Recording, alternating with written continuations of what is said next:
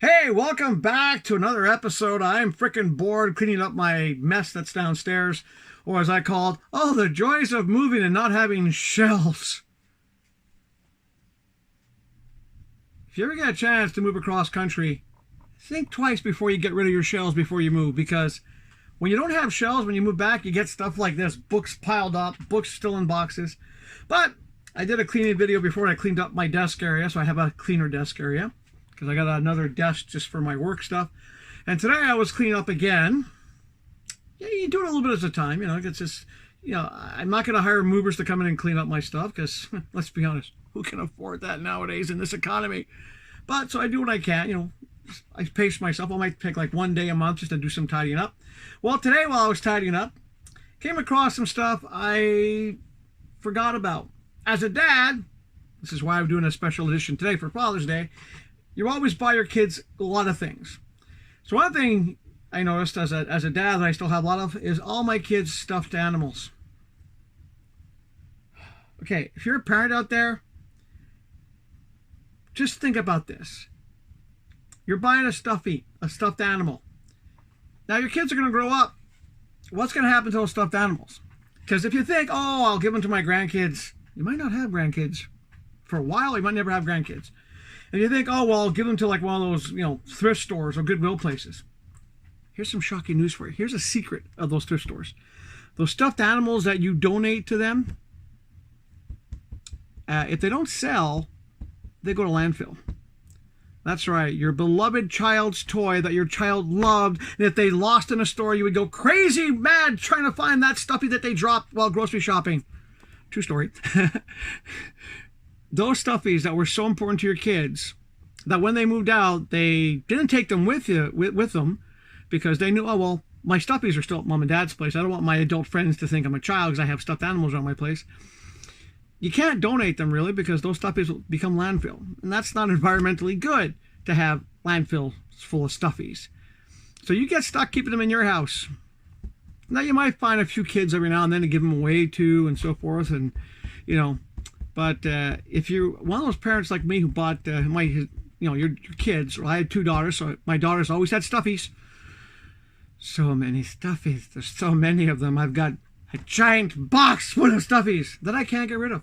Because part of it is like, remember the island of misfit toys or lost toys? That's what it feels like. Because if you give them away to a thrift store or a charity, odds are they're going to get destroyed.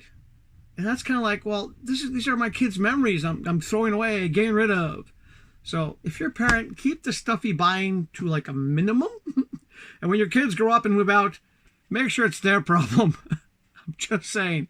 Now, the other thing, apart from me ranting about buying stuffies, because I want to keep this one not 34 minutes long like the last one. The other thing I find a lot is if you're a parent and you had kids, you probably bought a lot of kids' books back when they were younger. Now, books are a bit easier to give because you can give them to libraries, you can give them to thrift stores, but every now and then you find some books that you go, why did I not give these away? And I have an example. Yeah. I have this wonderful pile. And guess what these books are? Let me see. They're the little golden book collection, stuff like Bambi. Oh, look. The Walt Disney Rescuers Under. Or how about one of the older ones? Mickey Mouse and Pluto Pup. That's right. Pluto was a pup once. Then you find other stuff like, oh, of course we have Heidi. And it's not just Disney. Don't get me wrong. You also have Sesame Street. Then, of course, you still have more Disney. Damnations. Oh, look, Winnie the Pooh. And yes, I'm going to torment all of you with these books because I'm stuck with them. All right, here's one that some people nowadays are offended by because when I did the live-action movie, they didn't cast a little red-headed girl. Too bad. It's a mermaid. It's fiction. Get over it. Oh, we got Beauty and the Beast, of course. Oh, yes, Walt Disney's toy shop. Now, this one wasn't so bad as a kid. Bugs Bunny. You can't go wrong with the Bugs Bunny. But let's not forget some more of the stories that Disney stole from myth and everything else. Sleeping Beauty. Three Little Bears. Oh, look. It's more of that live-action movie that's going to piss people off because she doesn't look like this. Well, here's an unknown fact for you. Back in the 70s, before Disney did this story, there was a Canadian film animation company called Nelvana. No, it was Mike Mills Productions. Sorry, it was Mike Mills Productions. In the 70s, they did a adaptation of The Little Mermaid. The Little Mermaid had red hair. See where I'm going with this? They did it before Disney ever did, because Little Mermaid is public domain. When Disney came out with their Little Mermaid, they tried to sue Mike Mills because they're saying, oh, copyright infringement. Mike Mills was smart. They went, well, our copyright on our movie is before your movie. And Little Mermaid is a public figure, so there's no real copyright. So what the DC, I can't speak anymore. A lot of dust down here, man. Dust. Does the brain bad. So what did Mike Mills do and Disney do? Disney, because they knew they weren't going to win the lawsuit, they bought Mike Mills' rights to Little Mermaid. And good luck ever finding that Mike Mills old Little Mermaid animation. Now, I saw the original Mike Mills Little Mermaid. It wasn't that good.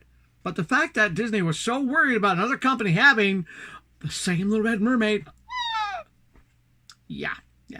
Well, it kind of tickles me that they were so petty. And, Christmas again, bippity boppity boo. Here's one. I remember, when I was in college, I took a course on, fairy tales and so forth. And the real story of Peter Pan, not for kids. That's all I got to say. More good stuff. The Bugs Bunny. Oh, yes. Lady and the Tramp. One of the most racist animations I've ever watched. All right, here's one, man. I think every kid should experience Alice in Wonderland. Oh, yes. Of course, we have Casper. Hey, where's the live-action version of this, Disney? Where's Thumbelina? Uh-oh. Oh, everyone loves this. A little porky little pup. Okay, so another little one. Oh, this one's even older. Ooh, boy. I'm going to save that one for last. Hey, don't forget Donald Duck. How about Snow White? Or another one. Disney's Jungle Book. But this one is probably one of the older ones I have. So it's the last one. It's the bedtime stories. So I have these books. I have no idea what they're worth. My kids don't want them. That's the good news. I don't have to keep them. So I was thinking about maybe selling them. And so if anyone wants these books, let me know. I'll sell them to you as a lot, because I honestly don't want to keep storing these books in my house. It's kind of creepy when you look like me, an old dude. You have lots of toys. Then you have like a stack of these kicking around. Yeah. What do I want to find next month when I do another round of cleaning down here?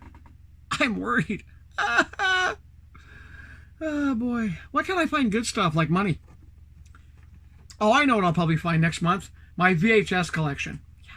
Because I'm not working on the book section here, the comic book section and stuff, because I know I need shelves for that. So I'm going through all the boxes that are in my other room in the basement that I just packed up and moved. And I'm pretty sure my really, really extensive video collection's there. Back in the days when you'd top in the VHS tape and you tape your shows and you forget to label it, I got boxes of those. Then again, I also have 3 boxes full of blank cassette tapes, which is oddly enough something that's coming back. Apparently, people wanting to use 4-track tapes. I think I blame Guardians of the Galaxy for that. Oh wow, retro music on a thing.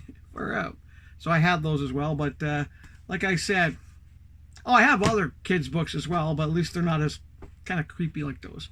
Because these are kind of creepy when you think about it. It's kind of like. Yeah, I won't even show you the artwork inside of that one. A little politically incorrect for nowadays. But that's it for now. Thanks for watching this other basement cleanup rant. Yeah, I got a lot of stuff. My stuff is cool. It's just everywhere. Yeah. 25 years you'll be in one place, then you move. This is what happens to you. All right, that's it. Like I said, have a happy Father's Day. Have fun cleaning up your stuff, because I'm trying to get this all cleaned up and organized before I die. You get older, you have to start thinking about stuff like that. But if you know someone who wants these or likes to collect these, I have no idea what they're worth. Hey, drop me a comment. Let me know what they're worth. Let me know if you want to buy the lot. Well, I can see if you're a Disney collector. If you're a Disney collector, you kind of want these things. Okay, let's just take a look at let's look at Snow White. I'm gonna go a bit longer than I wanted to. Let's look at Snow White. Ooh. Okay, this one's not as bad. The artwork's kind of okay. You know, it's not as bad as the bedtime story one. So that's it. Hope you guys have a good rest of your day. Have a good weekend. Have a good week. Enjoy the summer. And I'll see you next month when I do another one of these cleaning videos.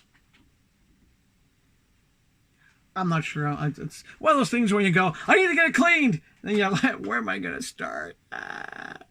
Yes, the joys of getting older and having lots of stuff. But it's kind of cool. Because some of the stuff you find is cool. Sometimes. Sometimes it's old, creepy little Disney books like that. So we'll see you next time. All right, have a good one.